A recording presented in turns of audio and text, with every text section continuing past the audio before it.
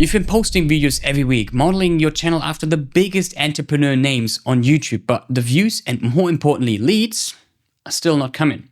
Because what works for them works because of who they are, not just what they post. And trying to copy that without their advantages keeps you stuck at zero. I've helped entrepreneurs triple their views and revenue with viewer uploads. And in this video, I'll show you why copying those big names keep you stuck and exactly what to do instead. The probably most copied thumbnail on YouTube is the podcast thumbnail of the Diary of the CEO. You know, on the right side was the face, and on the left side we had the text with the red in like underneath for like lots of contrast. And I get it. It's a great concept, and it attracted lots of eyeballs, and that made Stephen Bralett, like Diary of the CEO, so big as well. And you've seen this thumbnail now everywhere being copied by so many people. He recently, like this year, he changed the style of his thumbnail. So now he's having his face on the right side. On the left side, he's having the face of the guest. And now in the middle, he's having the text. And I bet that so many people are going to copy this exact same thumbnail. The problem though is here that people don't know why he's changing that. And that's happening with almost every other entrepreneur out there we're trying to copy. So I actually talked to the guy behind the scenes and asked him, why did you guys change it? Like the other one was so much better. And he agreed, yeah, this other one was so good. Like it was a trendsetter. The problem though is that too many people copied it, and it wasn't really like easy to see if this is now a thumbnail by the Diary of the CEO or not. So now if they're putting because too many people copied the style, now they have to put basically Stephen Barlett's face there so people know it's the Diary of the CEO and not just some other podcast. And it's not because it's working better or anything like that. Well, that said, Stephen Bralett now has like 11 million subs on like the Diary of the CEO on YouTube. So yes, he built kind of a brand, but still there's 8 billion people, so there are still people who don't know him. But yet the really high working CTR is like if you're just having this small face and then this huge text, because the text is going to be pop more. But people don't know that. It's just because too many people were copying this style. So now especially now a smaller channel is going to try this, like, hey, I'm going to put my face there as well because Stephen Bralett does it. So of course people see that maybe it's a conversation or whatever reason you have. Well, you're actually going to ruin your CTR. Like you're going to ruin that people are clicking on your video. You're going to have less people clicking on that because the thumbnail is going to be a little bit more crowded. So the more crowded a thumbnail gets, the harder it's going to get for people to click. And well, that's why back then they only had like the face and the text. So if you're copying the new style, you're copying basically a mistake. Now, another big thing I always see is people try to keep up with all the big stars. Like, hey, for example, Alex Hormozi, Garry V, they've been posting every day for 3 times short, and then Alex Hormozi having 3 times per week a long form video. And like, okay, I'm going to do this. The problem though is we don't have the resources for that. For example, Alex Hormozi has a team behind him with $180,000 per month just for a content team. And in that team also, he's having a team for YouTube, he's having a team for TikTok, he's having a team for LinkedIn, he's having a team for Instagram. And each team has its designated editor as well, because each platform behaves differently. And we're trying to keep up. Okay, now we're having AI, which is like obviously cheaper, it's more accessible to more people. The problem though is like we're taking now our long form and just trying to chop it up, and it's gonna flop. It's just gonna be noise. We're just wasting like your time now for a little bit of like a few views on the internet somewhere, which is not driving any action. So that's a huge problem. Like also, if you think about Garry V has a designated filmmaker following him everywhere, so he can constantly film stuff. If Garry V has a wisdom nugget, you probably not have a person following all day filming stuff when you say maybe once per day a cool sentence which you can post on LinkedIn or on Instagram. Another big mistake is, so for example, I analyzed Alex Hormozi's YouTube's growth very deeply, and he did a big mistake. Like it was like 2023, 2024 kind of, the early 2024.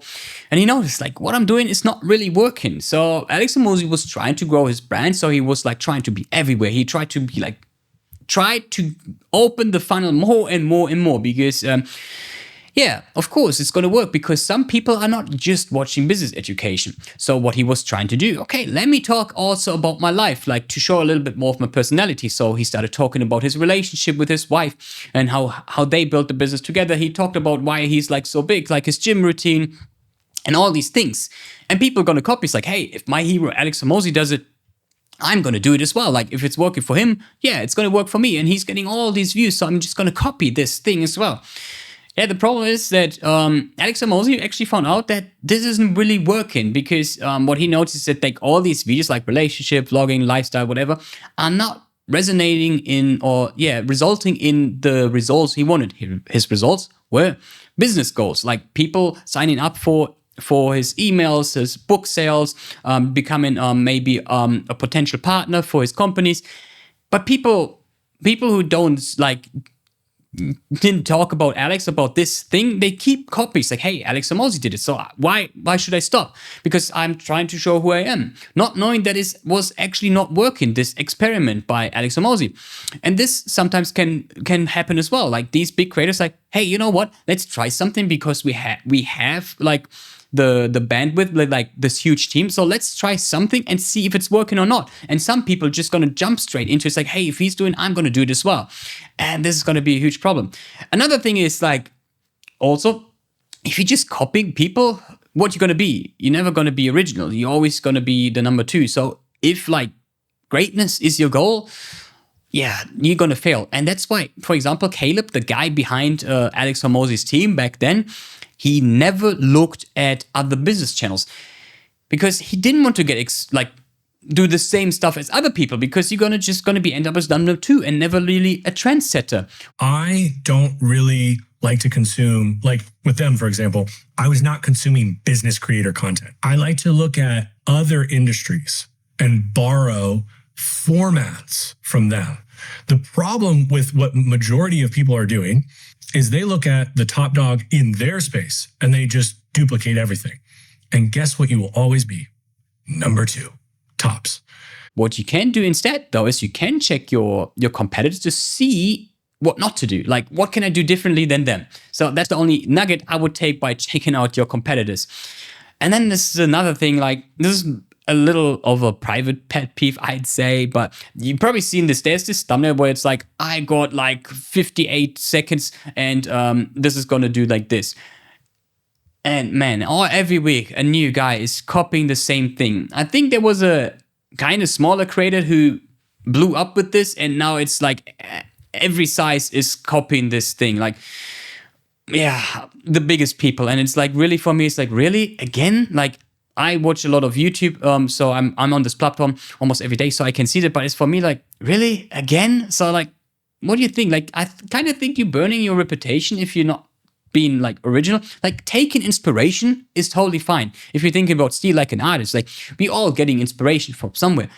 But just copying, like, dude, you know, I don't know. It's not cool. And now let me tell you actually that Alex Hormozi also tried to copy other big guys in the space. Obviously, in business, there are not too many people who are bigger than him. But on YouTube, he started to hang out a lot, like got a lot of influence, for example, Mr. Beast. And they clearly spoke. I was having a conversation with Mr. Beast, and I was like, we're not trying to make, clickbait videos. We're gonna make stuff that people feel is, really high quality, et cetera. And he looked at me, and he just looked at like I had 4 heads, and he was like, you absolutely make clickbait videos. He's like, you just need to make the clickbait true. The problem though is like Mr. Beast has different idea of what is working on YouTube than Alex Hormozi, and they have different goals. So like Mr. Beast is always like, okay, how can I be the biggest YouTuber? How can I have the most views on this platform? That's mostly Mr. Beast's goal, okay? And for Alex, it's like, okay, how can I get more business? So there's this one video, it's like one of his best videos, is like, and he's running through wallpaper and screaming like, this is how you become a millionaire, this is the blueprint. And I was like, damn, this is like Mr. Beast looking like Alex Hormozi. It's like, it wasn't for me. I totally, tuned out, wasn't for me. And it was harder for me to reconnect then with him, like Alex. So I was clearly not his audience anymore, what I thought. And yeah, he just got influenced also by the wrong people. So even the biggest people can get sometimes influenced or trying to copy stuff, which isn't really working well, because at the end of the day, it wasn't resonating with the business people, and maybe it was resonating more with the younger people. So Even he did the mistake. So here's what you should do. Don't try to copy everything you see from the big creators, because sometimes you don't know if they're just doing an experiment, why they're working, why things are not working. So stay true to yourself. Also, try not to steal, because it's like, I don't think it's really the nice thing. And if people are going to see it's like, really, you just stole this? Like, that's how my feeling is when I see all these thumbnails. And especially stay true to your niche.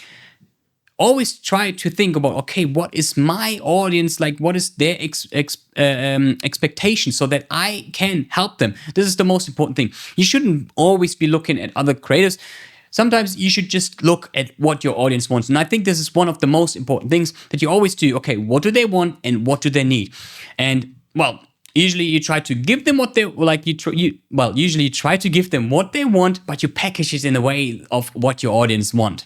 And very, very importantly. So this is then how you can become then the go-to expert in your field. And I don't think anyone can really steal this then from you. So if you've been worried about blindly copying big creators and missing the mark, this next video is going to be a lifesaver. I've taken the entire strategy of Alex Hormozi and broken it down step by step, so you can see what really works and what doesn't, and tailor it smartly to your own businesses. And you learn exactly which parts to adapt and which to ignore, so you can skip the trial and error of what Alex did. Click here to watch and start building a YouTube strategy that's designed for your success.